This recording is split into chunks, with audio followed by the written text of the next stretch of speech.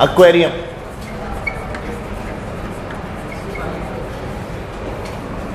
देखो एक्वेरियम के अंदर क्या कहानी होती है, थोड़ी सी कहानी चेंज हुई। कैसे चेंज हुई देखो।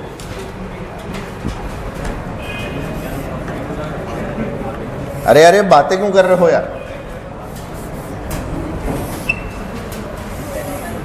एक्वेरियम में क्या तैरता है, घोड़ा या मछली? घोड़े तैरते हैं एक्वेरियम में। अच्छा देखो, अपने ही प्लेनेट का है बेटा एक्वेरियम।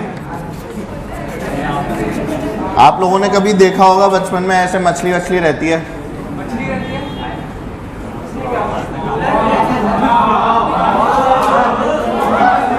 याद आ रहा है? और इसके ऐसे फिन्स होते हैं, ऐसी होती है ना। अरे आप सुन तो ले यार मेरी बात तो सुन। तो एक्वेरियम वाली ये जो मछली है, तुमने इसमें देखा होगा वो डिवाइसेस लगे होते हैं, नीचे मोटर लगी होती है, बबल्स निकल रहे होते हैं, एयर बबल्स। देखा है? अगर मैं इसमें एक एयर बबल जनरेट करूं नीचे से, तो तुमने एक चीज और नोटिस की होगी कि ऊपर जाते जाते उसका साइज बढ़ता रहता है। जनरेट तो एकदम छोटा सा बबल होता है, और जैसे जैसे ऊपर जाता है ना वो बड़ा होता रहता है। कभी नोटिस किया? नहीं किया हो तो करना है इस वाली चीज को नोटिस, है ना। ऐसी बाल्टी के अंदर कभी है ना मग होता है ना अपना, बाल्टी में मग को उल्टा कर देना, बिना पानी भरा हुआ एकदम हवा वाला मग सीधा लेना, बाल्टी में पानी में एकदम यूं नीचे ले जाना, और उसको हल्का सा ऐसे करना, हल्का सा ऐसे एकदम थोड़ा सा ऐसे मूव करना, तो बबल निकल के आएगा। तो जब वो निकलता है ना उस समय उसका साइज बहुत छोटा होता है, पर जब ऊपर आ रहा होता है ना इतना बड़ा हो जाता है। ये होता है। तो अपने को इसी के ऊपर चर्चा करनी है कि ऐसा क्यों हुआ। तो इसके पीछे भी रीजन क्या था, सरफेस टेंशन, और इसको भी एक प्रोसेस माना गया। जैसे ये बबल मान लो यहाँ पर बना, मान ले यहाँ पर मैंने बढ़िया एकदम मोटर वोटर लगा रखी है, और ये जो अपनी मोटर थी, इस वाली मोटर से पाइप ऐसे कनेक्टेड था, और यहाँ से क्या जनरेट हो रहा था, बबल जनरेट हो रहा था। मैं यहाँ पर एक छोटा सा बबल बना देता हूँ। ये अपना बबल था जिसका रेडियस क्या मान लिया, छोटा आर। क्या रेडियस मान लिया इसका मैंने, स्मॉल आर इसका रेडियस। अब ये यहाँ से जनरेट हुआ, धीरे धीरे बड़ा होके यहाँ पर आएगा। यहाँ पर जब ये पहुंचा तो मान लो ये साइज हो गया, एंड लेट्स कॉल इसका radius to be capital R. ठीक, ये जो प्रोसेस था बबल के नीचे से ऊपर जाने का, इस प्रोसेस को बोला कि इस प्रोसेस के दौरान टेम्परेचर चेंज नहीं होता। During this process there is no change in temperature. और अगर कोई ऐसा प्रोसेस है in which there is no temperature change, तो such a process is called isothermal, adiabatic.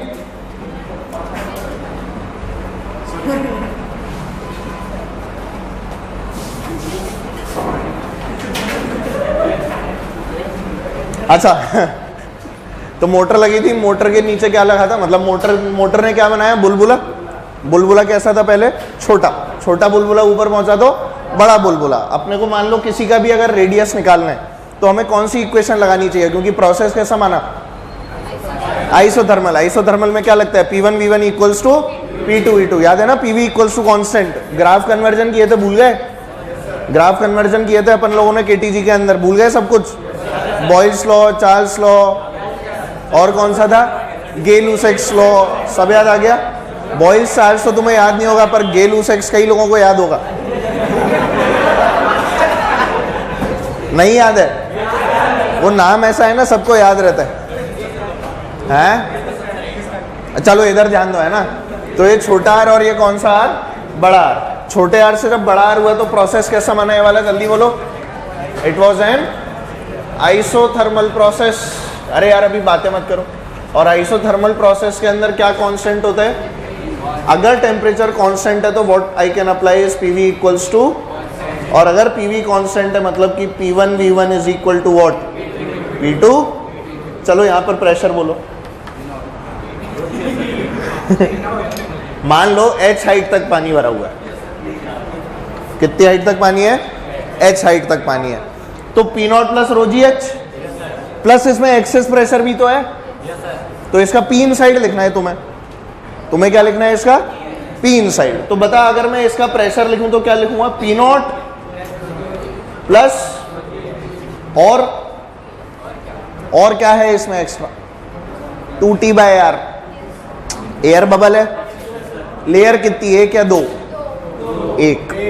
बाहर चारों तरफ क्या है, पानी, तो सरफेस कितनी, कौन सी, इनर या outer, inner surface will only exist. तो इसका पी इनसाइड क्या हो जाएगा, P naught plus rho G H. समझ में आ गया कहां से आया, ये तो एटमॉस्फेरिक हो गया, P naught plus rho G H, क्यों, क्योंकि एच हाइट नीचे था। इसके बाद और क्या आया, 2T/R, वो क्यों आया, सरफेस टेंशन के कारण। कुछ समझ नहीं आ रहा, 2T/R क्यों हुआ, एक सरफेस या दो, ये बूंद नहीं है, ये क्या है, बबल। पर बबल के चारों तरफ क्या है, क्योंकि पानी है तो सरफेस कितनी, एक, कौन सी वाली, इनर, मतलब कि प्लस 2T/r। बोलो चलेगा, इसका बोलो pressure, P naught plus rho G H आएगा क्या, कोई रो जी एच नहीं, प्लस बोलो 2T बाय, क्यों, एक सरफेस, क्यों, अब दो नहीं होनी चाहिए क्या, सरफेस अभी भी एक ही है, क्योंकि एयर में जाने के बाद ये बुलबुला बुलबुले जैसा क्या फूट जाता है, इसीलिए अंदर ही मेजर कर रहे हैं। ये नहीं कि सर बाहर निकल के मेजर करो, तो फिर तो अकेला क्या बच जाएगा, पी नॉट, और फिर लेयर कितनी हो जाएंगी, पर ये बाहर एस्केप कभी भी नहीं हो पाता, पानी की लेयर के ऊपर ही फूट जाता है। नोटिस किया है कभी, हाँ, तो ये पी नॉट प्लस 2T/R और ये P naught plus rho G H plus 2T/r। बोलो इक्वेशन लिख दूं, चलो बोलो, P1 V1 जल्दी लिखवाओ, P1 V1, P1 ये बोलो, P naught plus rho G H plus 2T upon क्या छोटा r, V1 बोल 4/3 πr3 चलेगा, स्फीयर है, नहीं नजर आया, this should be equal to P naught plus 2T upon into 4/3 pi capital R का। जो भी पूछा जाए, कुछ भी मिसिंग हो, क्या मैं निकाल सकता हूं, बिग डील और नॉट अ बिग डील। अरे मतलब बड़ी बात या छोटी बात, अरे बड़ी बात है क्या ये, स्नैपडील, हाँ, हम ऐसी किसी डील की बात नहीं कर रहे जो बिक जाए। स्नैपडील बिकने वाला है, फ्लिपकार्ट ले लेगा अभी उसको 2-4 दिन में, है ना, हाँ, स्नैपडील जा रहा है। तो खैर उससे अपने वो क्या करना, अपन तो यहाँ पर देखो यार, ये समझ में आया। अब अगर तुम्हें यही नहीं पता कि ये प्रोसेस कैसा लेना है, आइसोथर्मल, तो कभी नहीं कर पाओगे। तो अपने को इसके लिए क्या कंडीशन पता होना चाहिए कि एक्वेरियम में बबल्स के लिए प्रोसेस कौन सा काम में लेना है। अगर ये नहीं पता तो कुछ नहीं होगा। क्लियर है सबको बात,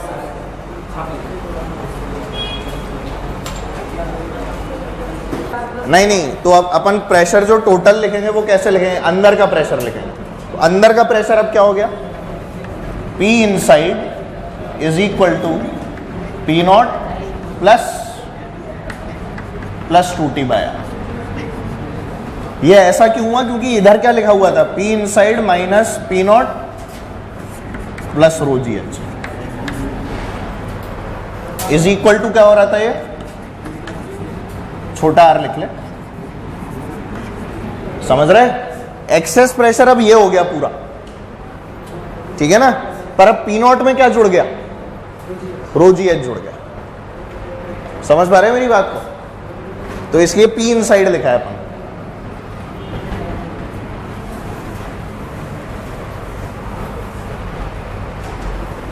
P इनसाइड इस कंडीशन में, फिर P इनसाइड इस कंडीशन में। I have used just the pressure, not the difference. जब P1 V1 equals to P2 V2 लिखोगे तो प्रेशर लिखोगे ना सीधे, या प्रेशर का डिफरेंस लिखोगे, प्रेशर। तो मैंने इसलिए P इनसाइड लिखा है। ये पूरा का पूरा क्या है बच्चों, P इनसाइड। ये भी पूरा क्या है, P इनसाइड। इसके अंदर सीधे हो गया P नॉट प्लस 2T/r, और इसके अंदर क्या जुड़ गया उसके साथ, क्योंकि वो एच हाइट नीचे था पानी में, और प्रेशर इसके व्हाट, रो जी एच, ये तो पता है ना।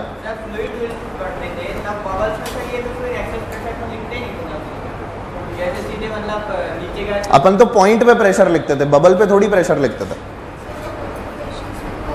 बबल में कौन सा प्रेशर बताया मैंने, बबल में प्रेशर, बबल पे प्रेशर नहीं पड़ा बेटा अपन, है ना। बबल तो आता ही अभी है, अगर बबल की बात करते तो फिर ये आ जाता, ठीक है। हम लोगों ने प्रेशर कैसे लिखा था, किसी पॉइंट पे प्रेशर लिखा था, है ना। फिर वो एक अपन ने स्टैटिक लिक्विड में लिखा था, एक अपन ने मूविंग लिक्विड में लिखा था, एक मतलब एक्सेलरेटेड वाले में। तो हम लोगों ने कभी भी फ्लूइड के अंदर बुलबुले के ऊपर कोई प्रेशर, हमेशा प्रेशर जो लिखा वो किस पे लिखा, किसी पॉइंट पे, not in a bubble. Clear है सबको? कंफ्यूज मत होना दोनों में, है ना, दोनों अलग अलग चीज है।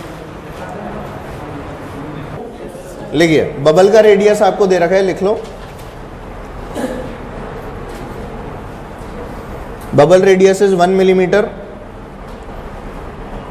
सरफेस टेंशन दिया हुआ है 0.2 newton per metre,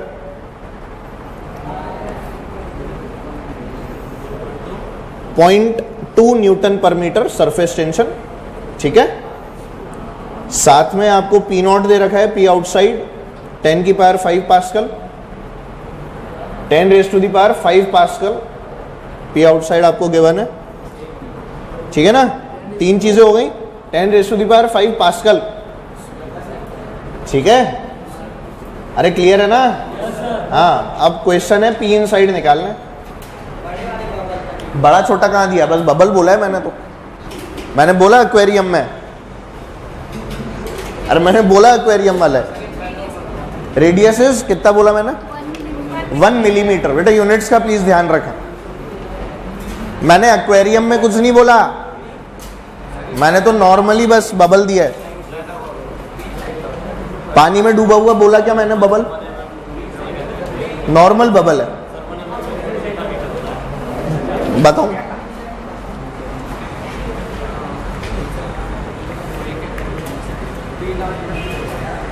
surface tension क्या दिया है मैंने, 0.2।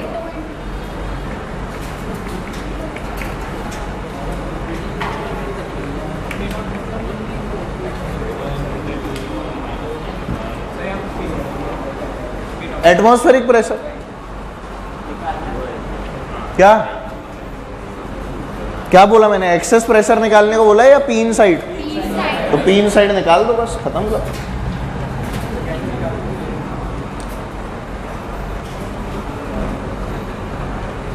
मैंने सिर्फ तुम्हें बोला है एयर बबल है, बात खत्म। उसके अंदर जबरदस्ती ये मत लगा लेना एक्वेरियम का बबल, मैंने कब बोला? What is given to you is an air bubble, not a bubble in aquarium, या not a bubble which is bounded by water or anything. कितनी लेयर हो गई, एक या दो? दो लेयर मतलब 2t by R 4t by R, खत्म। इक्वेशन लगाओ ना सीधे सीधे, P inside minus is equal to, apply कर दे, खत्म। कितना, 4t बाय आर। अब खत्म हो गया, अप्लाई किया, कितना आ रहा है आंसर बोलो?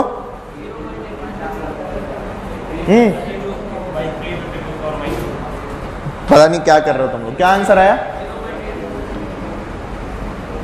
वैल्यूज सही डाले हैं, फिर बोल रहा हूं 8 × 10 की पावर 7। तुमने यूनिट कन्वर्जन में कुछ ना कुछ गलती की है, प्लीज ध्यान दें। अच्छा देखो, सुनो बच्चों, प्लीज बातें मत करो, क्वेश्चन को सॉल्व करो, करेक्ट आंसर निकाल के देता हूं। क्या 8 ×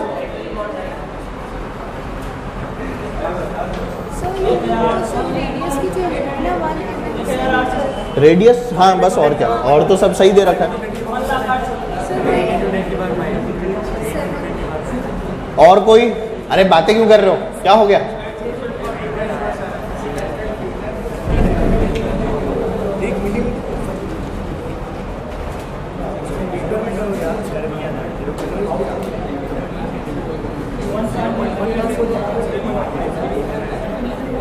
कितना, 1.008 × 10 की पावर, ये करेक्ट है एकदम, this is correct. Answer is 1.008 × 10 की पावर 5 पा। बाकी सभी लोगों ने गलत आंसर निकाला है, जल्दी से बताइए। 1.008 × 10 की power 5 pascal is the correct answer. जल्दी बताओ, अपना अपना आंसर खुद से निकालें, दूसरे की कॉपी में ना झांकें। क्या, आ रहा हूं, रुक जा।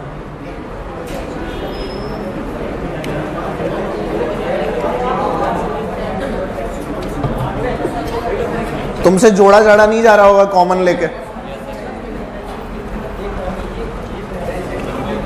देखो तुमने फिजिक्स अप्लाई कर ली, अब मैथ्स अप्लाई करनी है।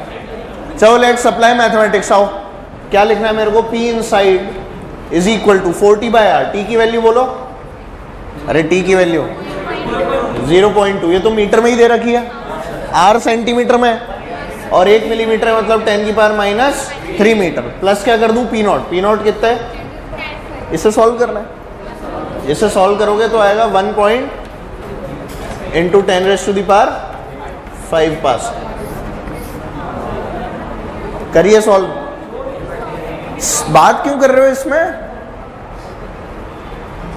पहले इसको सॉल्व करोगे तो 8 × 10⁻² आएगा। उसको और इसको जोड़ो, 10⁻² को कॉमन लेके। आता है करना? 10⁻² कॉमन ले लेना, 10⁻² प्लस 10⁵, मतलब 8 × 10⁻² प्लस 10⁵। तुमने 2 और 5 7 कर दिया भाई साहब।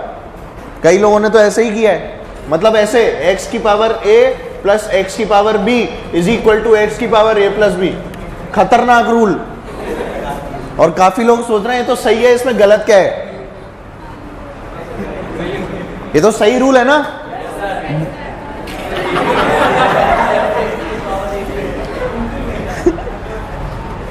गजब कर रहे हो यार।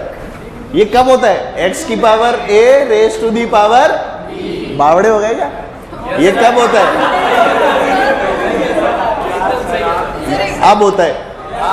ये क्या होता है? यहां से 2 निकला, यहां से 5 था, 2 और 5 7। लो भाई, हाँ मतलब इतना टैलेंट तो कोर्स करके ही आता है। तुम कर चुके हो शायद सभी लोग, है ना? अरे यार ये वाला रूल पता है ना, और ये गलत है, नोट मत कर लेना। x की पावर a की पावर b इज x की पावर ab, x की पावर a इंटू x की पावर b इज x की power a plus b, x की पावर a अपॉन x की पावर b। बोलो a पक्का?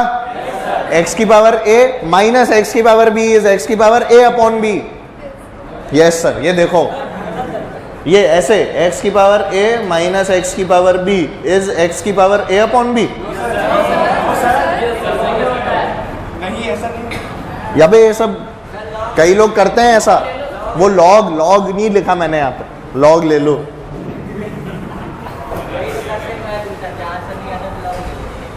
हाँ, जब भी आंसर नहीं आए तो लॉग लेके बोल दो कैलकुलेशन हार्ड थी और लॉग टेबल प्रोवाइड ही नहीं की थी, है ना? तुम्हें लॉग टेबल देखना थोड़ी सिखाते हैं, नहीं सिखाते ना, कोर्स में भी नहीं है। नहीं, इंजीनियरिंग में काम आएगी वो तो। वैसे भी पहले होता था लॉग टेबल, अब कोर्स में नहीं रहा। पहले लॉग टेबल थी सिलेबस में, अब नहीं है। पहले 9th 10th के अंदर थी। क्या? है ना? केमिस्ट्री वालों का ऐसा ही है, सब बोल देते हैं फिजिक्स वाले सिखाएंगे। एक और करो, लिखो।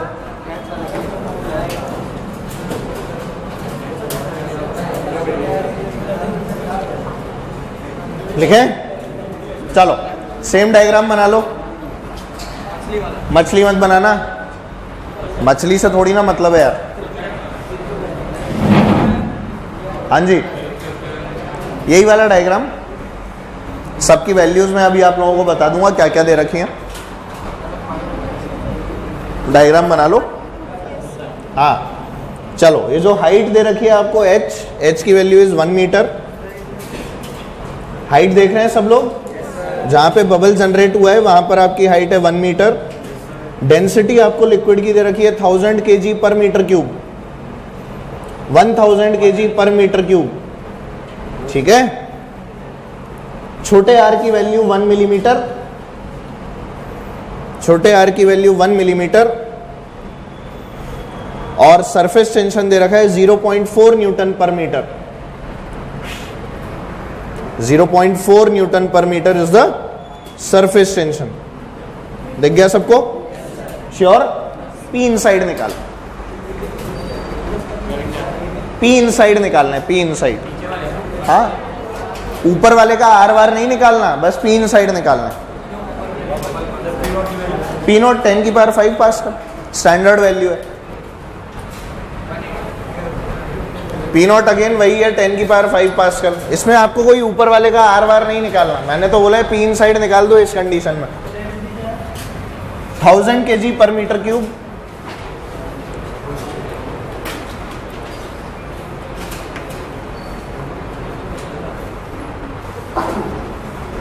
क्या किया बताओ? अच्छा आर बोलो 1 मिलीमीटर, और क्या दिया हुआ है? टी की वैल्यू 0.4 न्यूटन पर मीटर, और क्या गिवन है बताओ? हाइट गिवन है आपको 1 मीटर, बस यही गिवन था। रो गिवन है कितना? 1000 kg per metre cube. Anything else?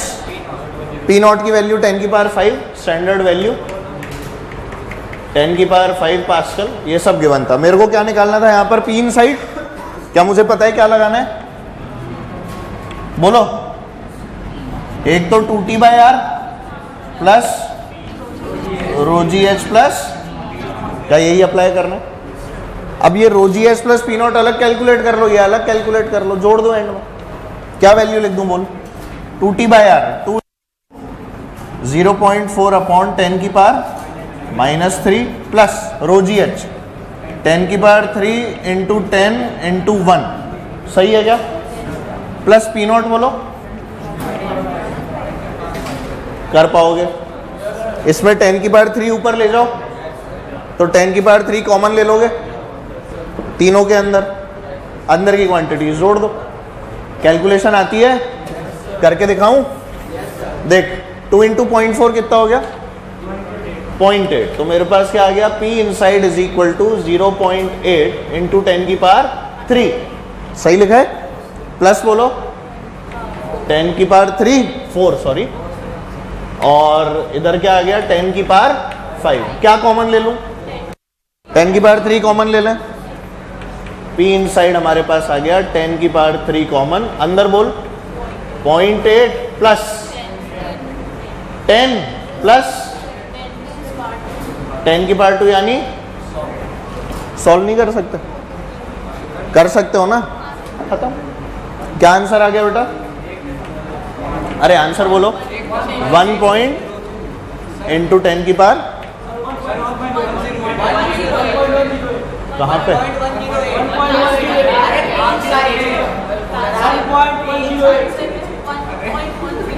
1.108 आया। अच्छा ऐसा बोल रहे हो? अरे तो मैंने थोड़ी सॉल्व किया, तुमने जो मेरे को गलत आंसर याद रह गया ना। 1.108 इज द आंसर, राइट? किसके अंदर आ गया ये? पास। That's it. कर पाओगे? इसमें कोई दर्द किसी भी प्रकार का होना भी नहीं चाहिए, आसान है। ठीक है, चलो आगे बढ़ जाएं।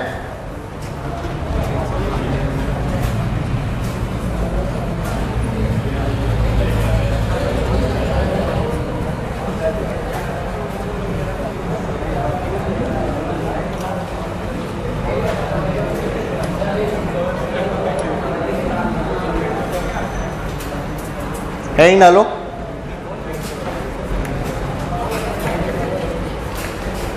Radius of curvature. अरे बात क्यों कर रहे हो यार? ऐसे क्या कर रहे हो? समझो, बढ़िया बढ़िया चीजें बता।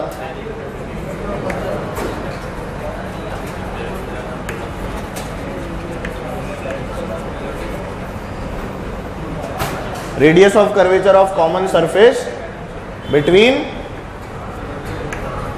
टू बुलबुलास।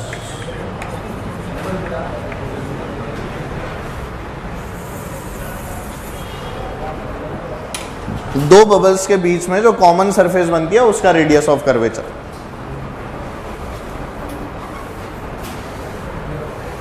ठीक है?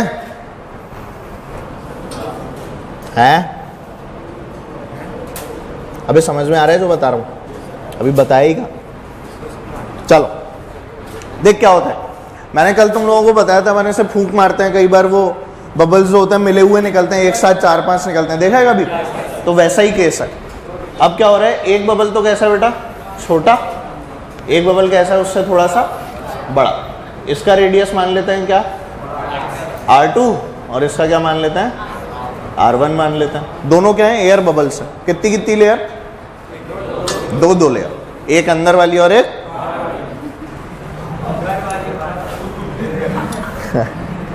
पता नहीं, कोई आइडिया नहीं है मेरे को, मेरी ना घर वाली ना बाहर वाली, है ना। चलो इधर देखो, हैं अभी छोड़ो यार तुम, है ना, ये सब बातें मत करो, मैं इमोशनल हो जाऊंगा। इधर आओ, प्रेशर बोलो, पी इनसाइड बोलो, P naught plus rho G H. क्या कर रहे हो भाई, 40 बाय, ठीक है। पी इनसाइड बोलो, इसको ए बोल लूं, इसको बी बोल लेते हैं, तो इसको पी ए बोल लूं, इसको क्या बोल लूं, पी बी और पी ए। पी बी की value P naught plus 4t by, चलेगा, वेरी गुड। देखो बेटा ये रो जी एच नहीं लगेगा, है ना, पानी के अंदर नहीं है वो। तुम लोग यार गजब करते हो ना कई बार। चलो खैर, बता किसमें प्रेशर ज्यादा है, इसमें या इसमें? किसका पी इनसाइड ज्यादा है, ए का या बी का? बड़े बबल का पी इनसाइड कम है। अरे देख, R1 छोटा, R2 बड़ा, ये अगर छोटा तो ये क्वांटिटी बड़ी, किसके कंपैरिजन में? तो पी इनसाइड ए का ज्यादा है या बी का? ए का ज्यादा है। तो सोच, अगर ये दोनों आपस में मिलेंगे तो सरफेस किस तरफ कॉनकेव होगी, बी की तरफ या ए की तरफ? मतलब मैंने तेरे को दो ऑप्शन दिए, सुनना, मैं दो डायग्राम बनाऊंगा, ध्यान से दे। अरे सुन ले, सुन, एक डायग्राम तो मैंने बनाया ऐसा, और एक डायग्राम मैंने क्या बनाया, which is the possible figure, ऊपर वाला नीचे वाला। दोबारा सोचो,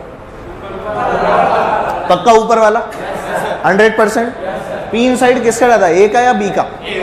ए का ज्यादा है। तो ये जब दोनों मिलेंगे तो ज्यादा धक्का कौन मार रहा होगा? समझ पा रहे हो? ऊपर वाला नहीं, ए। ये अभी तक ऊपर वाले मोड में ही अटका हुआ है। ज्यादा अच्छा धक्का किसने मारा? ए ने बढ़िया से इसको पुश किया तो ये अंदर को दब गया। अब ये जो सरफेस आई है ना, इस सरफेस का रेडियस ऑफ कर्वेचर निकालना, इस वाली सरफेस। इस सरफेस का रेडियस R1 नहीं है, ये कोई नई सरफेस बन गई। यहां पर प्रेशर क्या था, पी इनसाइड, यहां पर प्रेशर क्या था, ये किसका, बी का, और ये किसका, पर इसका R क्या मान लिया मैंने, छोटा। इसका R मैंने क्या मान लिया, समझ पा रहे हो? अब बताओ कैसे लिखूं, प्रेशर डिफरेंस लिख दूं, PA minus PB should be equal to what, 40/R। छोटा R इसका रेडियस ऑफ कर्वेचर, ये जो नई सरफेस बनी, common surface, radius of curvature of the common surface between the two bubbles, दो बुलबुलों के बीच की। अब जो वो कॉमन सरफेस आ रही है, जो पीछे वाला बबल भी शेयर कर रहा है और आगे वाला बबल भी शेयर कर रहा है, उस वाली सरफेस का रेडियस ऑफ कर्वेचर। समझ पा रहे हैं? वही सरफेस का रेडियस मैंने क्या मान लिया, छोटा r। अब ये छोटा r निकालना है तो क्या लिखूं इस वाले पॉइंट पे, बोल? प्रेशर का डिफरेंस लिख दूं, PA माइनस PB। मैंने क्या लिखा, PA minus PB should be equal to 4t by, छोटा r बड़ा r, छोटा r। सभी को आया? PA की value P not plus 4t by R1 minus P naught minus 4t by R2 should be equal to 4t by छोटा r। कुछ कटा क्या, कुछ कटा क्या? अरे सही है, शायद क्या सही है? ये दोनों निपटे तो 4t by R1 minus 4t by R2 is equal to 4t by, तो 40 40 40 कट गए। मेरे पास में R की वैल्यू क्या आ गई, 1/R की वैल्यू क्या आ गई, 1/R1 माइनस 1/I के नहीं। इसको रैशनलाइज कर सकते हो, क्या आएगा बोलो? कॉमन कॉमन ले लो तो R कितना आ रहा है, R बता दो तुम तो। R2 minus R1 upon R1 R2, उसका उल्टा कर दूं, R1 R2 upon R2 minus, answer same. मतलब क्या कॉनकेव, क्या बोल रहा है? ऑप्टिक्स के अंदर? हाँ, तो मैं क्या करूं, आता है तो आती है सेम चीजें, उसमें क्या है, सरफेस कॉनकेव है ना, अब वो सीरीज पैरेलल सर्किट नहीं है यार, ये इससे बिजली थोड़ी ना दौड़ाते हैं बावड़े आदमी। अच्छा ये गलत डायग्राम है और ये वाला सही डायग्राम, बना लो। कोई पॉइंट समझ नहीं आया हो तो पूछ लो, मैं यहीं खड़ा हूं जी। क्या बोला? हाँ, ये इसका प्रेशर माइनस इसका प्रेशर, एक्सेस प्रेशर, तो वही प्रेशर तो है। इस पोर्शन का प्रेशर और इस पोर्शन का प्रेशर, ये प्रेशर ज्यादा है यार। आपस में आते क्यों हो रही है? आपस में कोई बात ना करे, इधर ध्यान दे। इधर प्रेशर है और इधर प्रेशर है, ये प्रेशर ज्यादा के कम? ज्यादा। और ये प्रेशर माइनस ये pressure is the excess pressure. और लेयर क्या है? ये वाली। तो PA minus PB is 40 by छोटा। समझ गया?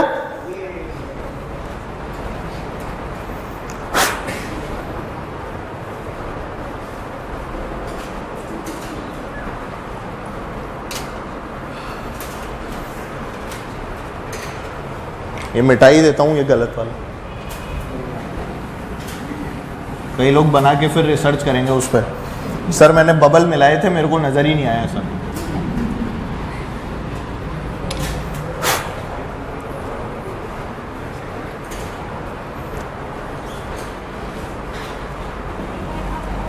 ओसम नहीं होता कई लोग तो ओसम की स्पेलिंग भी OSUM लिख देता है। क्यों? डेफिनेशन।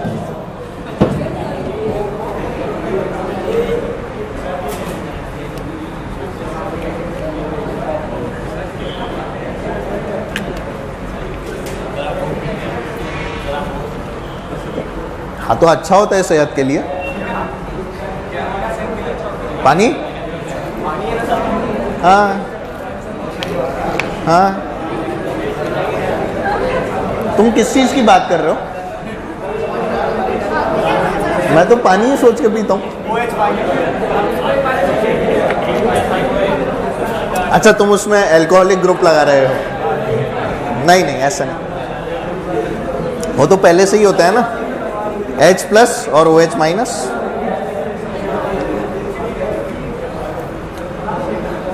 हाँ लिखो, स्टार बनाओ और लिखो। ये सबने नोट कर लिया? ध्यान रहे कॉमन सरफेस का रेडियस ऑफ कर्वेचर हमने निकाला और उसकी वैल्यू क्या थी? Small r। सभी लोग देख पा रहे हैं? ये आपका कॉमन सरफेस है, सबको दिख रहा है ना? एक स्टार बना के लिखें। For a general curved surface, for a general curved surface the excess pressure can be given bye, for a general curved surface the excess pressure can be given by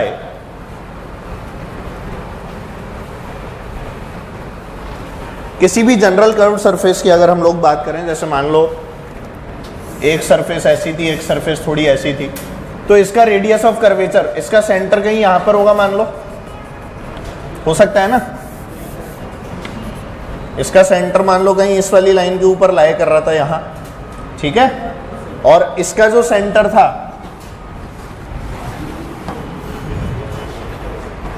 वो मान लो कहीं यहां पे लाई कर रहा था, ठीक है ना? इसका मान लो ये रेडियस R1 था और इसका क्या था? R2। दो अलग अलग सरफेस है ना, देख सेम है क्या? अलग अलग सरफेस है, T की वैल्यू सेम है दोनों के लिए, बट इसके लिए क्या था? रेडियस अलग हो गया और इसका भी रेडियस ऑफ कर्वेचर क्या हो गया? अलग हो गया। तो ये अगर R1 और R2 अपन लोग इसको बोलें, परपेंडिकुलर डिस्टेंस की अगर बात करें, तो इसके लिए कितना R1 और इसके लिए कितना माना? R2। मान ले इसका रेडियस यहां तक आया, मान ले इसका तो ये यहां तक था, ये है R2, दिस इज R2 असली में, और R1 जो है वो भी क्या है? यहां से लेके यहां तक की डिस्टेंस, ये आपकी R1, ठीक है? तो ये अगर अपनी R1 है और ये अपना क्या है? R2। R1 क्या है? रेडियस ऑफ कर्वेचर किसका? इस वाली सरफेस का, और R2 इस वाली सरफेस का। जानते हो ना रेडियस ऑफ कर्वेचर क्या होता है श्योरिटी के साथ? तो हम लोग जनरल लिख सकते हैं एक्सेस प्रेशर, यानी कि P excess can be given by, बोलो, P0 प्लस 40/R। तरीका वही है, पर यहां पर क्या हो गया? इस तरह के कुछ चेंजेस हो जाएंगे। तो अगर अपन लोग एनालाइज करते हैं ना, तो जो फाइनल आंसर आता है वो कुछ इस तरह का आता है, कट पिटने के बाद में T times 1/R1 plus 1/r2। ध्यान से देखो तो यहाँ पे अपन ने सीधे पी एक्सेस लिखा है, यानी P inside minus P outside लिखा है। We are not writing the outside pressure differently, उसे अलग से नोटिस ही नहीं किया, अपन ने सीधे क्या लिखा, पी एक्सेस, और उसकी वैल्यू हमेशा क्या आती है, T times 1/r1 plus 1/r2। अब जैसी भी सरफेस है उसके हिसाब से हम लोग पी एक्सेस निकाल सकते हैं। For example let's talk about a cylindrical surface. थोड़ा सा इमेजिन करना, मेरे को एक कॉपी दे दो। ये कैसी सरफेस है, सिलेंडर है, दिख गया। अब इस सिलेंड्रिकल सरफेस की अगर मैं बात करूं तो देख, इस वाले पोर्शन के लिए r की वैल्यू r1, ये देख रहे हो ना, ये वाला कर्वेचर, तो इसकी इस कर्वेचर के लिए r की वैल्यू क्या हो गई, r1। और ये जो प्लेन पोर्शन है, अरे एक प्लेन पोर्शन नहीं दिख रहा तुम्हें, प्लेन पोर्शन का r क्या होता है, इनफाइनाइट। नहीं आया समझ। एक क्वांटिटी तो क्या आ गई भाई, ये लेयर है, सरफेस है, ये क्या है, एक सोप की सरफेस है जिसका शेप कैसा है, सिलेंड्रिकल। तो अगर इसकी बात करूं तो इसका r क्या है, r1, इसका r क्या मान लिया, और ये जो प्लेन सरफेस है उसका r क्या है, तो इसके अंदर वैल्यूज पुट कर दूं, बता आंसर, 1/r1 प्लस 1/इनफाइनाइट मतलब 0। मेरे पास क्या बचा, 1t/r1, आंसर। समझ पा रहे हो? तो अपन ऐसे कैसी भी सरफेस हो उसकी वैल्यूज ऐसे डाल दो, सरफेस को एनालाइज करके, वही हमारा क्या आ जाएगा, एक्सेस प्रेशर। ये कुछ फील आई इससे? इनफाइनाइट समझ में आया तुम्हें? इसका r1 समझ में आया तुम्हें? नहीं आया? क्या चीज नहीं आई? स्क्वायर सरफेस थोड़ी ना हो सकती है क्या, तो वो तो प्लेन ही हो गई ना, एक्सेस प्रेशर ही नहीं रहेगा। ये कहां से आया, अरे सॉल्व करके यार, यही वाला तरीका है। ये देखना, ये प्लस में 40/r1 लिखा हुआ है, ऐसे ही यहां पर भी ये लिखा हुआ था। अब पी नॉट को सारे को इसी तरफ रखो, उसको लेकर ही मत जाओ। तो जनरल के लिए अपन ने डिराइव कर लिया, रटने के लिए है ये फॉर्मूला, गोटो formula, p excess t times 1/r1 plus 1/r2, direct घोटने वाला। वैल्यूज इसी तरह से डालनी है बच्चों, बस इसके अंदर पी नॉट हमने काम में नहीं लिया, सीधे एक्सेस प्रेशर लिखा है, P inside minus P outside. समझ पा रहे हो?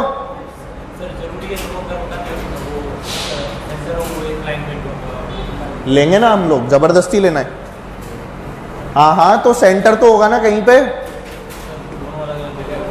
तो होने देना। तो r1 r2 वही वाली डिस्टेंस नापनी है आपको। r1 and r2 are perpendicular distances from the centre point हमेशा।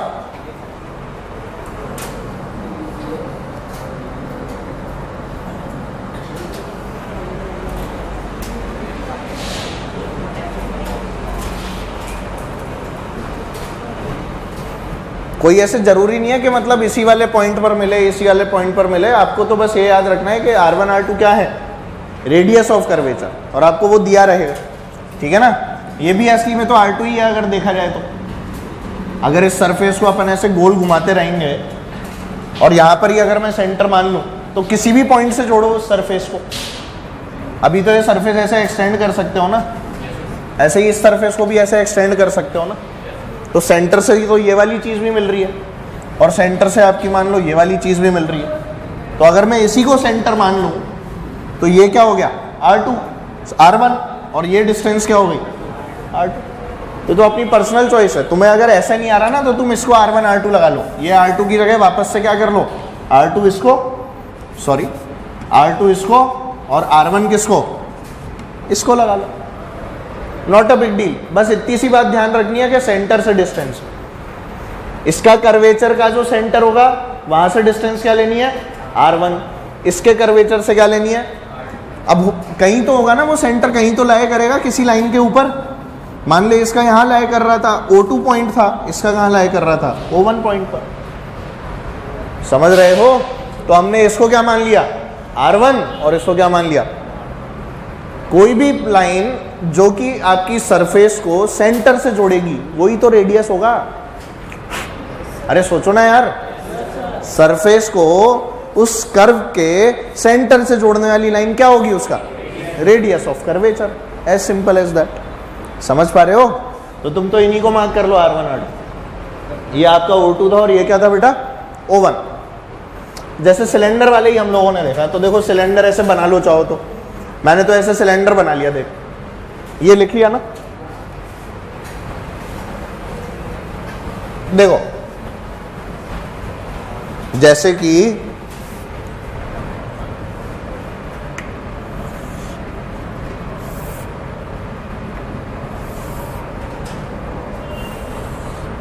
इमेजिन हो रहा है, कर पा रहे हो इमेजिन थोड़ा सा? मतलब ऐसे रखा हुआ है, कटा हुआ सिलेंड्रिकल सरफेस है, थोड़ा सा इमेजिन कर पा रहे? मतलब आई हैव ट्राइड के थोड़ा 3D सा फिगर हो और लग भी रहे हुआ है ना, तो इस तरह का फिगर है और ऐसे लंबा चल रहा है, ठीक। अब देख ऐसे रखा है और ऐसे जा रहा है, तो जो तुम्हारी ये वाली सरफेस है, ये वाली, इस सरफेस का रेडियस ऑफ कर्वेचर, ये वाली डिस्टेंस R1, नहीं आया समझ? और ये जो प्लेन सरफेस है ऐसे है ना, ऐसी वाली सरफेस में एक तो ये ऐसे आगे चल गई, जो कर्व वाला पोर्शन था ऐसे चला गया, और एक पोर्शन जो नीचे जमीन पर रखा हुआ है, तो ये तो प्लेन है, इस प्लेन वाले का क्या होगा? इनफाइनाइट। अरे कोई एंड ही नहीं है, मिरर नहीं पढ़े तुमने? प्लेन मिरर पढ़ा है ना, प्लेन मिरर का R इनफाइनाइट होता है। क्यों होता है? क्योंकि प्लेन होता है। वहीं अपन लोग कर्व्ड मिरर के तो डिफाइन कर देते हैं ना, F इक्वल्स टू R/2। सब भूल गए भाई साहब। एक बड़े स्फीयर का पार्ट होता है ना अपना प्लेन जो कर्व्ड मिरर होता है, या तो कॉनकेव होगा या क्या होगा। अब वो डिपेंड करेगा किधर से पेंटिंग कर रहे हैं, बाहर से पेंट किया तो कॉनकेव, अंदर से पेंट किया तो कॉन्वेक्स। जानते हो ना, पढ़ा दिया। हाँ, फिर उसमें तुमने F निकाला होगा, R minus R/2 sec theta वाला, याद आ रहा है? वही सारी कहानी। इसके अंदर वो एग्जिस्ट ही नहीं करेगा, प्लेन सरफेस की R हमेशा क्या हो जाएगी? इनफाइनाइट, मेरे काम की नहीं रहेगी। तो जैसे ही मैंने फॉर्मूले में पुट किया तो क्या आ गया? एक्सेस प्रेशर T/R1, खत्म। समझ पा रहे हो? बना लो डायग्राम। सिलेंड्रिकल सरफेस, क्या चीज नहीं आई? है इनफाइनाइट कैसे हो गई? पक्का आ गया या कुछ रह गया? इसका क्या मतलब होता है? ज्यादा खतरनाक आ गया। चलो जैसे भी आया समझ लें, नहीं भी आया तो कोई बात नहीं, गोट लें। जी क्या? ये तो फॉर्मूला याद रखो ना, डायरेक्ट एप्लीकेशन आती है इसकी, डायरेक्ट एप्लीकेशन आती है। इसमें क्या लिख लेगा? R1, ये कैपिटल छोटा R1 तो क्या हो गया तेरा R, और R2 क्या हो गया? प्लेन सरफेस का इनफाइनाइट। इसका R क्या है बे? इनफाइनाइट है ना, प्लेन वाली का। वैल्यू पुट कर दी तो क्या आ गया? बोल। Pxs is equal to T/R1। कैसी सरफेस थी है? क्या नाम था?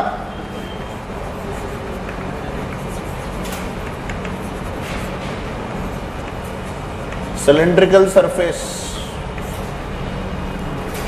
ठीक है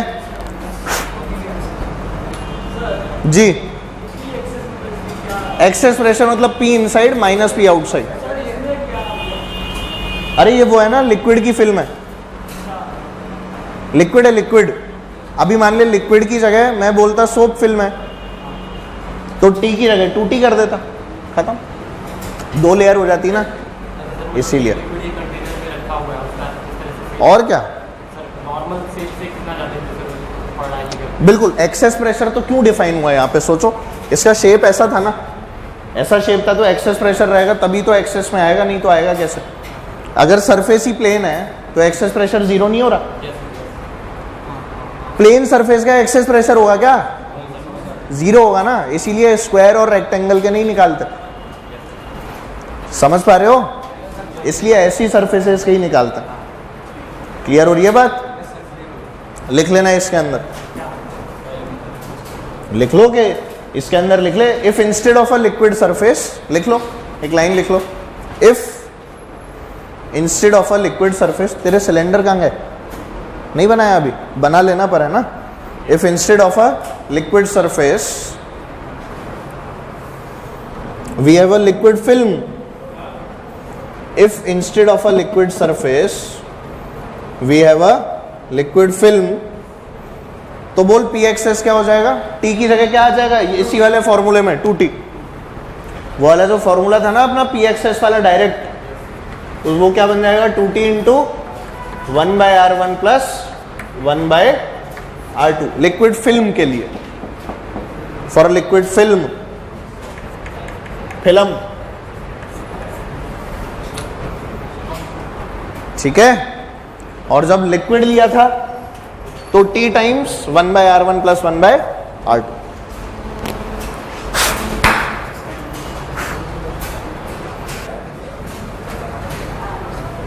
देखो जैसे इस बार क्या हुआ, कुछ नया हुआ, क्वेश्चन की तरह भी समझ सकते हैं और मतलब किसी थ्योरी की तरह भी समझ सकते हैं। तो अपन लोग क्या लें? चल थ्योरी की तरह लेते हैं, क्वेश्चन समझ के ही करना है, तुम्ही को करना है। तो अपन लोग है ना, जैसे कभी तुमने नोटिस किया हो, अपन लोग ऐसे क्या हो, पानी वानी भरा हुआ हो और भरे हुए पानी में इधर से एक प्लेट इंसर्ट कर दें और एक प्लेट इधर से इंसर्ट कर दें, 2 प्लेट्स पास पास, तो पानी उनके बीच में राइज करेगा। समझ पा रहे हो मैंने क्या किया? मैंने क्या किया, जैसे एक कॉपी ली और फिर एक कॉपी और ली, और इसके अंदर है ना पानी भरा हुआ था एक कंटेनर में, हाँ भीग जाएगी, बहुत बढ़िया बेटा। इन जोक्स पे तो अब हंसी भी नहीं आती, भीग जाएगी। सीरियसली बोल रहा था क्या? फिर तो ठीक है, फिर हंस सकते हैं। हाँ हाँ हाँ देख बावड़े आदमी। हाँ तो देख, पानी भरा हुआ था, पानी के बीच में अपन ने 2 प्लेट्स डाल दी, तो अपन ने लोहे की प्लेट्स ली हैं। इमेजिन करें कि क्या है ये? लोहे की plates, not copies. Okay all right, तो यहाँ देखें आप ध्यान से, ऐसे डाल दी प्लेट्स दोनों साथ साथ। बोल पानी का लेवल, जो पानी भरा हुआ है वो थोड़ा ऊंचा जाएगा इनके बीच में, नीचे से पैक नहीं है, ओपन है, 2 अलग प्लेट है, ये प्लेट अलग और ये प्लेट, 2 प्लेटें ऐसे डाल दी तो पानी बीच में राइज करेगा। उस एच की वैल्यू निकालनी है जो पानी राइज किया। गलत पकड़ा रहा हूं क्या? चलो इमेजिन हो गया क्या था। अब देख मैं वो प्लेट्स का डायग्राम बना देता हूं, देखना ध्यान से कैसे बने। पानी नीचे से निकलता रहेगा, पानी तो कांस्टेंट है, निकल नहीं रहा, बाल्टी में भरा है।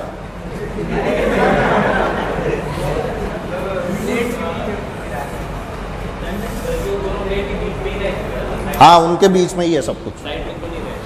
क्या साइड में तो रहेगा ही ना, मैं मना थोड़ी कर रहा हूं, पर उन प्लेट्स के बीच में तो राइज कर जाएगा ना। साइड में राइज मतलब? अरे यार तुम लोग ऐसी बातें करते हो ना, मतलब ऐसे मान लो एक फिक्स साइज का कंटेनर है। सुनो मेरी बात, ये देखो एक कंटेनर रखा हुआ है, देखो दिखा, ये पानी भर दिया। अब सुन, कंटेनर की फिक्स साइज की प्लेट ऐसे लंबी, एक ऐसे और एक प्लेट ऐसे डाल दी, फिक्स साइज की, तो साइड में फैलाना नहीं है, एकदम वहां भी टच हो रही है एंड पे, यहां भी टच हो रही है एंड पे, तो बीच में पानी उठेगा ना, वो निकालना है। और ऐसे बोलिए ना, है ना, ऐसे ही बोल रहे थे। हाँ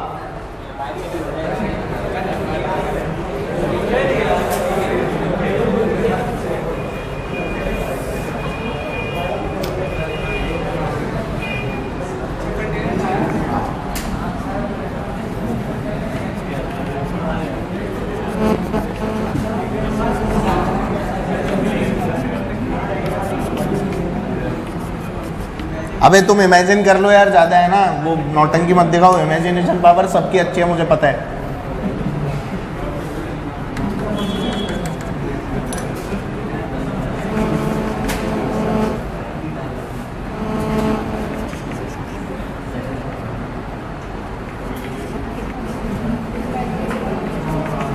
अब ये 2 कलर का नहीं है पानी, है ना, वो जो राइज किया है ना वो मैंने अलग से बना दिया। फिर बोलो सर पानी 2 कलर का कैसे हो रहा है? पीला पानी। नहीं नहीं, माउंटेन ड्यू है। तुम क्या सोच रहे हो? Dirty mind. चलो बना लो।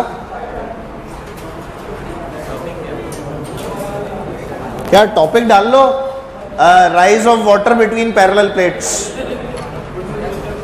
टॉपिक डाल लीजिए आप लोग, rise of water between parallel plates. दो पैरेलल प्लेट्स के बीच में पानी जिस ऊंचाई तक चढ़ा उसके बारे में बात कर रहे हैं। ये हाइट निकालनी है आपको, एच हाइट।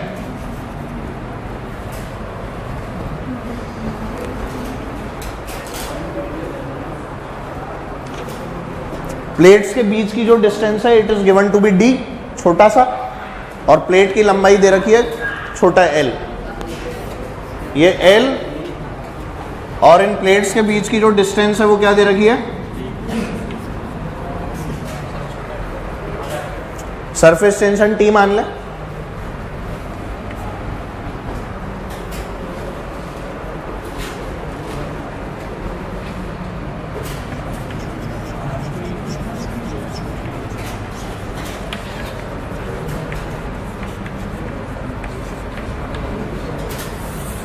डेंसिटी ले लो पानी की, रो। Surface tension, T is the surface tension, rho is the density, H is the height. Rho height थोड़ी है, रो डेंसिटी होती है।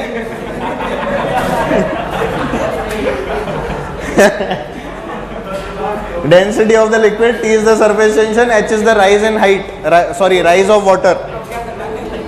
आपको H की वैल्यू निकालनी है। L is the length of the plate, D is the distance between the plates। अबे सोचो ऊपर क्या क्या फोर्सेज हैं और नीचे क्या क्या फोर्सेज हैं। ऊपर कहां कहां से फोर्स लग रही है, सोच पानी के ऊपर। ये वाली लेयर, यार देखो यहां सुन लो, काम आएगा बच्चों, प्लीज यहां ध्यान दो। प्यारे बच्चों प्लीज इधर देखो, नन्हे मुन्ने से हो तुम लोग, इधर देखो। एक चीज बताओ, ये वाली जो प्लेट है, ये वाली प्लेट से सरफेस टेंशन आएगा और इस वाली प्लेट से भी क्या आएगा? कहां पुल करेंगे पानी को? तो ऊपर कितना फोर्स? सरफेस टेंशन का फोर्स क्या होता है? 2T by are. अबे ये बबल थोड़ी है, फोर्स बोल रहा हूं, प्रेशर बता रहा है। अरे वो याद नहीं है, वायर का फ्रेम T इंटू एल, यहां कितना हो जाएगा? 2T into L. भाई ये भी पूरी प्लेट लगा रही है और ये भी पूरी प्लेट लगा रही है। यार बातें क्यों कर रहे हो? फालतू में क्यों दिमाग खराब कर रहे हो? कर लो ना यार, इसको समझ लो। एक तो अच्छा सवाल करा रहा हूँ, फिर कराओ नहीं तो भी दिक्कत, कराओ तो भी दिक्कत, बातों में लगे हो। बढ़िया चीज है ना, समझो ना उसको। पूरी प्लेट लगाएगी या इतना सही पोर्शन लगाएगा? पूरी प्लेट लगाएगी। अरे पूरी प्लेट में भर रहा है ना पानी, ऐसे प्लेट लगाओगे तो पूरी प्लेट में राइज करेगा या इतने पोर्शन में राइज करेगा, बाकी ऐसे दिखेगा? पानी ऐसे थोड़ी दिखेगा। अगर ये पानी का लेवल था, एक प्लेट यहाँ एक प्लेट यहाँ, तो पूरी प्लेट में राइज करेगा ना। ऐसे होगा यहाँ यहाँ राइज कर गया, फिर ऐसे जा रहे।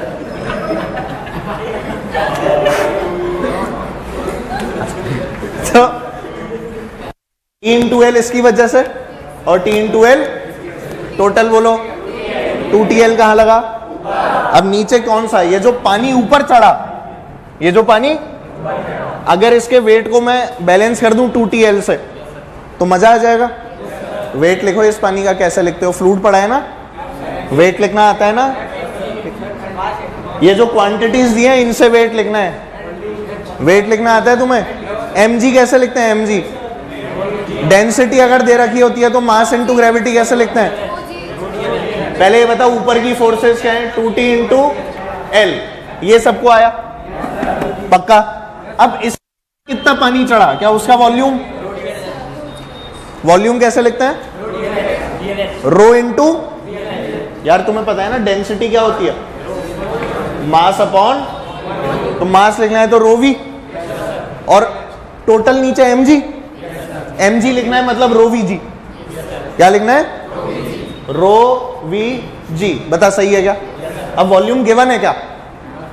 निकाल सकता हूं? बता कैसे आएगा इतने पोर्शन का volume?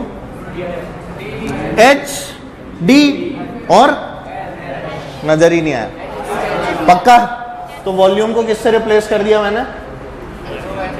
2t into L is equal to rho H D L G. चलेगा? ये एच डी एल क्या लिखा हुआ है? वॉल्यूम। कौन से पोर्शन का? वॉल्यूम ऑफ राइज, मतलब जो पोर्शन आपका राइज कर गया उस वाले पोर्शन का वॉल्यूम। ठीक है, तो वॉल्यूम ऑफ राइजन पोर्शन दिख गया सबको? पक्का? कुछ कटा? एल से एल कटा तो एच की वैल्यू क्या आ गई? एच इज इक्वल टू बोल 2t upon rho G D. अबे एच ही तो निकालना था, एच कहां गया? बावड़ियों, इन्हें ऐसा लगा ये पूरा का पूरा लिखना होगा नीचे। एच भी ले आओ, सब ले आओ। 1 निकाल रहा था मैं तो यहां से, 1 कैसे कैसे लिख सकता हूं? तुम लोग है ना, पढ़ लो,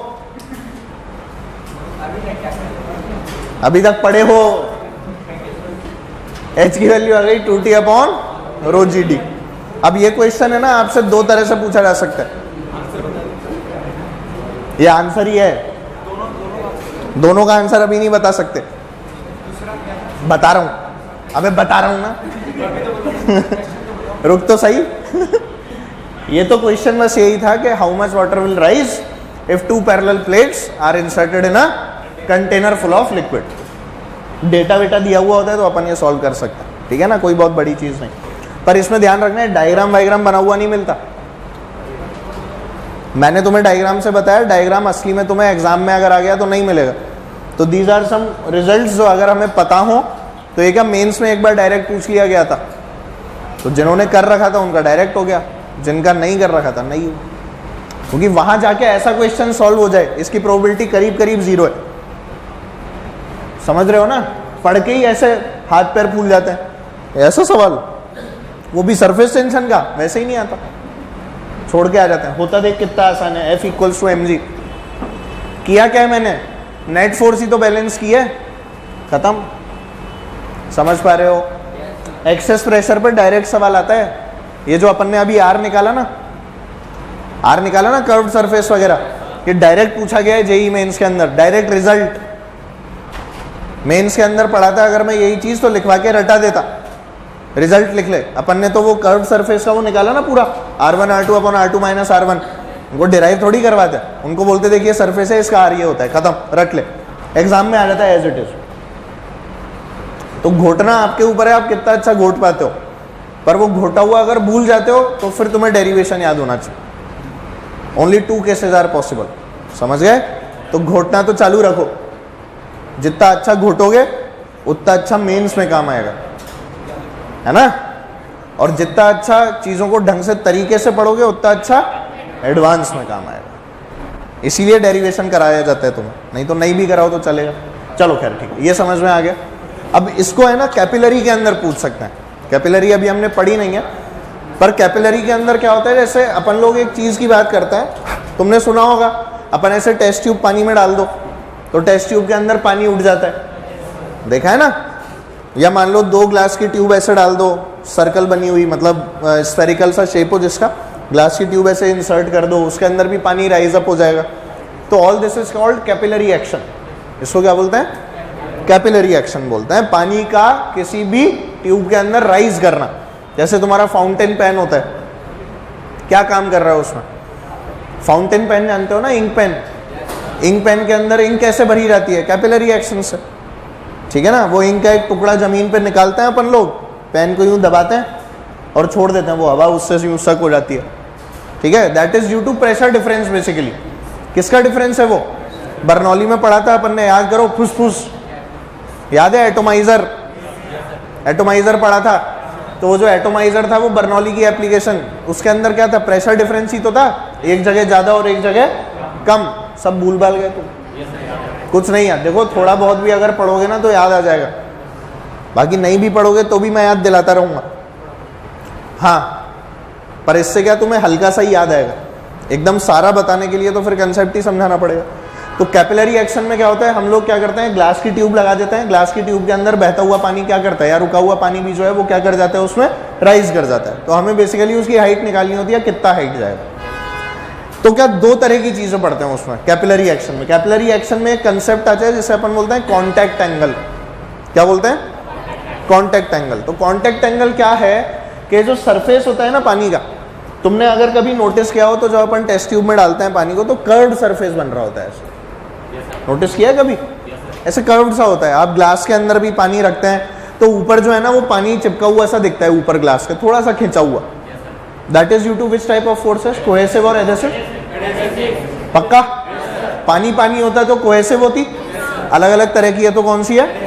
तो वो पानी वो जो ऐसे ऊंचा उठा हुआ दिखता है ना, वो कुछ एंगल बना रहा होता है उस लेयर के साथ और आपके कंटेनर की सरफेस के साथ। मतलब कि अगर मैं ऐसे एक डायग्राम बनाऊं और मान ले पानी जो है वो ऐसा है, ठीक है, ये जो पानी भरा हुआ है ये कुछ एंगल बना रहा है किसके साथ में, कंटेनर की सरफेस के साथ जो डूबी हुई है, जो डूबी हुई सरफेस है उसके साथ। तो यहां अपन क्या करते हैं, इस सरफेस पे ऐसे एकदम बढ़िया टेंजेंट डालते हैं और जो डूबी हुई सरफेस है वहां से एंगल मेजर करते हैं थीटा।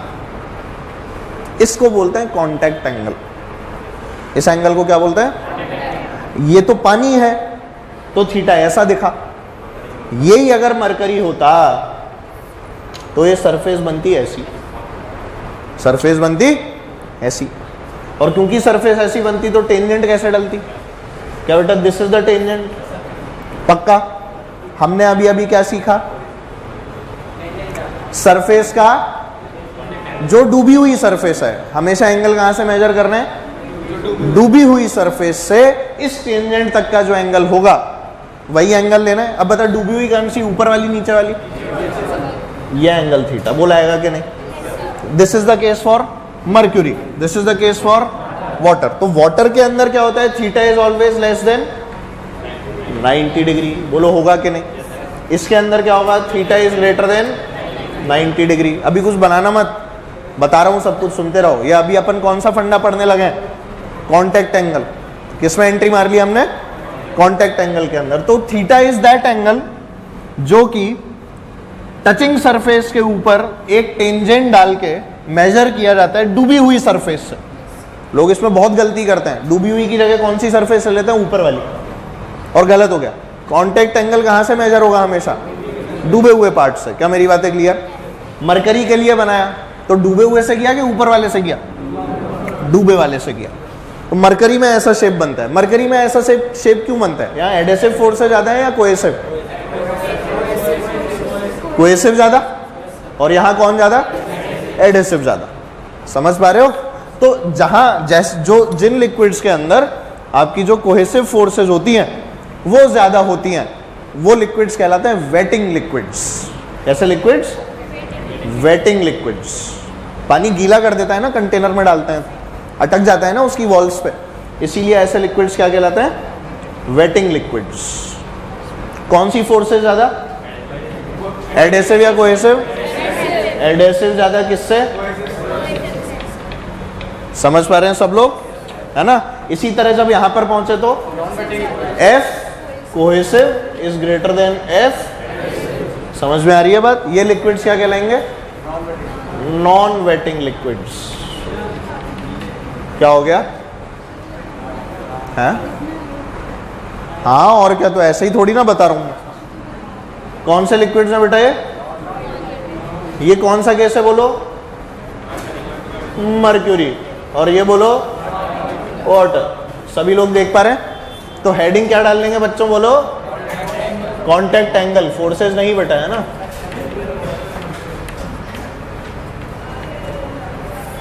और जल्दी से दोनों डायग्राम बना के सारी कहानी चेप डालो।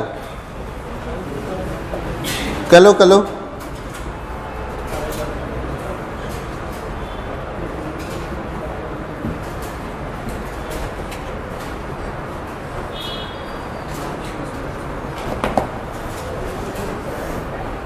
पहले पानी के लिए बनाए।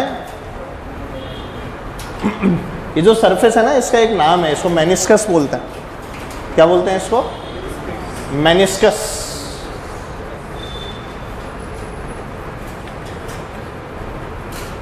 इस शेप को नाम दिया गया है मेनिस्कस। अच्छा, इसमें कॉनकेव किधर है? ऊपर की तरफ। कॉनकेव अपवर्ड्स हो गया ना, और इसमें कॉनकेव किधर हो गया? डाउनवर्ड्स। तो यहां मैं क्या लिख सकता हूं? कॉनकेव डाउनवर्ड्स, और यहां पर क्या हो गया? Concave upwards.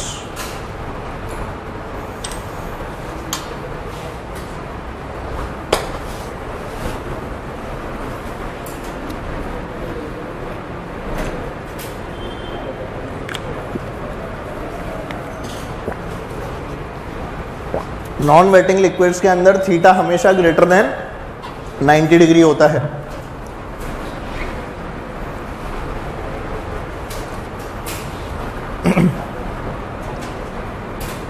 चलो इसके ऊपर बाकी जो डेफिनेशन वगैरह है वो अगली क्लास में